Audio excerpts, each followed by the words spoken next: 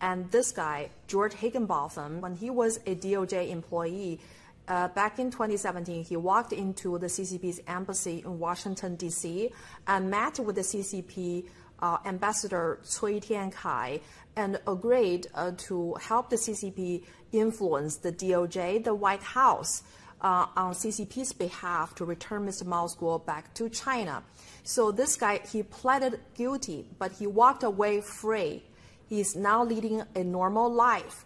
Well, the target of this whole thing, MilesGuo, is behind the bar. And this guy, he's now working for Citadel, a global private equity firm with active business in communist China. So any business working in China has to befriend with the CCP. So this guy was working for DOJ, and he took tens of millions of dollars from law-breaking event, and then he walked away free. And MilesGuo's bail request has now been granted. Because essentially what they do and can do at that point is use the full might of the government and the full might of the Department of Justice and all the tools at their disposal to charge people with crimes they didn't commit or put people in a position where they feel like their life is being threatened.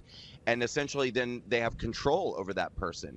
And through having control over that person and control over any number of other people that they wish to control, then they can create a situation that doesn't exist by getting people to turn on one another, to take down their enemies and their opponents and target people who stand up to whatever the regime happens to be.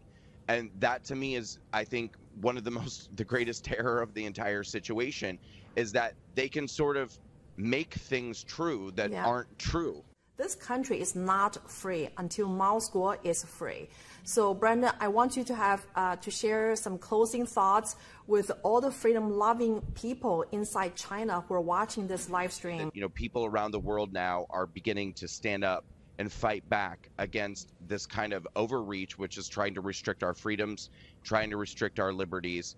And I would encourage people to not lose hope because, you know, worldwide, people are going to continue to fight for freedom. We're not going to stop.